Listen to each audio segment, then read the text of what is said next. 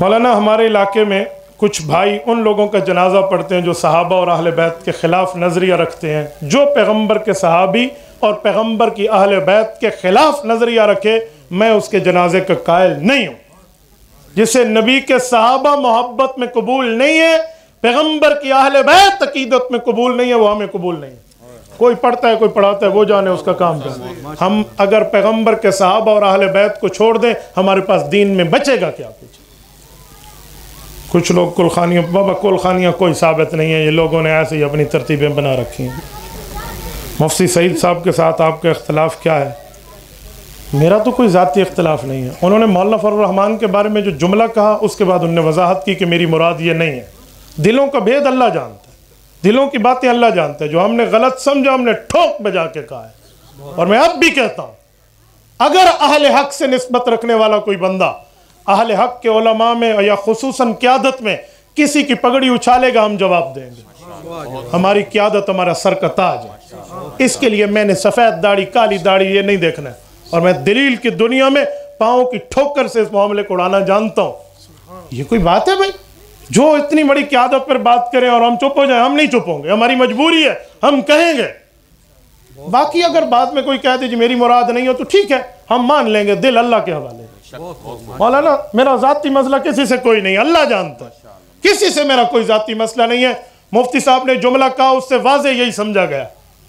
बाद में उन्होंने तावील पेश की है, तुम लूली तावील कह दो, लंगड़ी कह दो, गूंगी तावील कह दो, लेकिन उसने कहा है कि मैं मौलाना फजलुर रहमान को नहीं कहा, तो मैं दिल का मामला अल्लाह के हवाले करके मान लेता हूँ, इसलिए मैं चुप हो गया। और अगर वो कहते मैंने मौलाना को कहा, तो फिर आप देख लेते कि हमारी रगों में भी देवबंदियत का खून। फिर मुझे सारे मामलात आते हैं। उनने कहा मैंने नहीं कहा, तो नहीं कहा, तो अल्लाह उनको जज़ा खैर अता फरमाए। हमें थोड़ा सा तैयार रहना है। मैं कहता हूँ, बातिल से इतना तुम न दबो कि सर से दस्तार गिर पड़े, और इतना भी हाथ उनके आगे न मिलाओ कि हाथ से तलवार गिर पड़े। अपने मामलात को सही रखो। यूट्यूब से कमाई करना हलाल या हराम?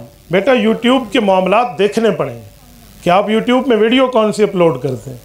आप जो गलत चीज़ों की वीडियो अपलोड करें और गलत मामलात आगे चलाएं और हम कहें हलाल, कैसे हलाल होगा? आपकी वीडियो ठीक होनी चाहिए और उस पर इश्तिहारात ठीक की आप इजाज़त दें। लेकिन इसमें भी एक छोटी सी चीज़ ऐड है, ठीक वीडियो पर कभी बुरे इश्तिहारात आते हैं, उसकी वजह वीडियो वाला नहीं होता, चैनल वाला नहीं होता, वो देखने वाला व्यूअर होता है। क्यों?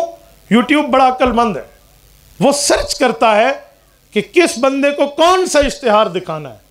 अगर कोई बंदा हर वक्त गूगल पर बुरी चीज़ें सर्च करता है, फहाशी और उरियानी, तो वो उसे बुरा इश्तिहार दिखाता है। और वो क्या करो, तो मौलवी के पेज पर बुरा इश्तिहार चल रहा है, ना बाबा ना, तेरी सर्चिंग की बुनियाद पे चल रहा है, तो अपनी सर्चिंग ब्राउज़र जलाकर अपनी ब्राउजिंग हिस्ट्री को ठीक कर ले। अब्दुल राफे ने ज़बरदस्त जवाब दिया है, अपनी ब्राउजिंग हिस्ट्री को ठीक कर, तेरी सर्च गलत है। हमें तो कभी बुरा नहीं दिखाता, क्योंकि आप सही चीज़ें सर्च करें तो सही मिलेगा। तो भाइयों, इसीलिए ये मसले आप उलमा के गल न डाला करें, अपनी अपनी सर्चिंग को देख लें।